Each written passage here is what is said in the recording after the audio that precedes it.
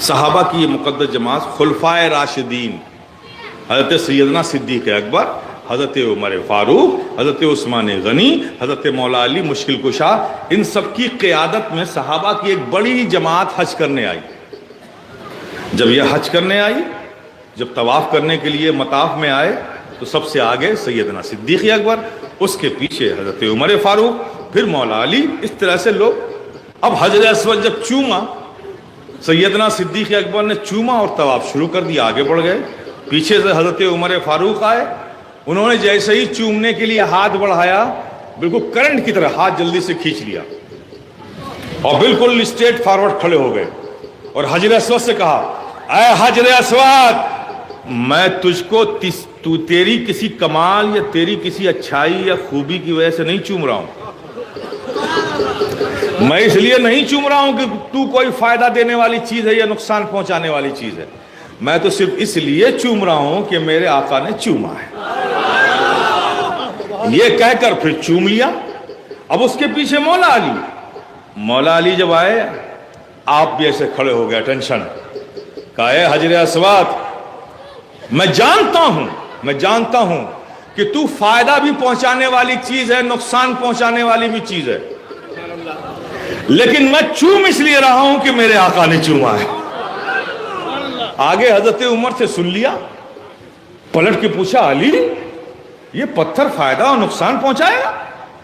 تو مولا علی نے فرمایا، یہ میں نہیں کہہ رہا، یہ آقا نے کہا ہے، یہ میرا قول نہیں ہے، یہ آقا کا قول ہے۔ کہ کیا فرمایا تھا آقا نے؟ کہا، آقا نے فرمایا کہ سنو، یہ حجر اسود حشر کے میدان میں کافروں کے کفر کی گواہی دے گا اور مومنوں کے ایمان کی گواہی دے گا۔ تو جب کافروں کے کفر کی گواہی دے گا تو اس کو نقصان ہوگا، جب مومنوں کی ایمان کی گواہی دے گا تو اس کو فائدہ ہوگا۔ تو دیکھیے، فائدہ دینے والی چیز بھی ہے، نقصان دینے والی چیز۔ آپ نے دیکھا، مصطفیٰ کے لب لگ گئے تو کیسا کمال پیدا ہو گیا کہ وہ کافروں کو بھی پہچاننے لگا، مومنوں کو بھی پہچاننے لگا۔ پتھر میں ایسا کمال پیدا ہو گیا، ایسا کمال پیدا ہو گیا۔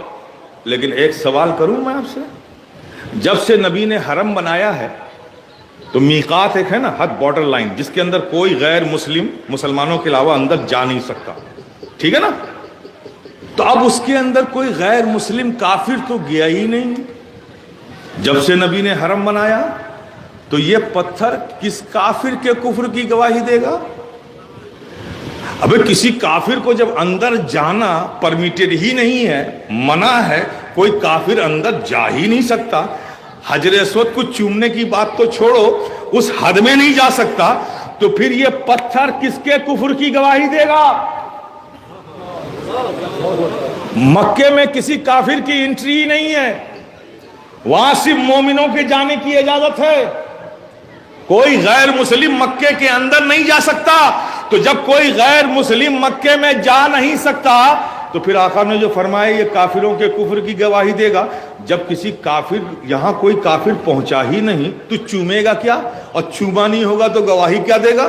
پھر آقا نے کیوں کہا؟ پیارے، یہیں سے سمجھو، سبحان اللہ، یہیں سے سمجھو اور خوب سمجھو۔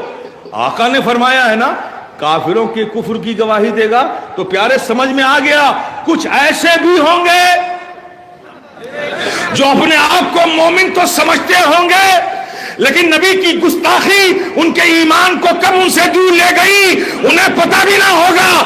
یہ حجر اسود ان کے کفر کی گواہی دے گا۔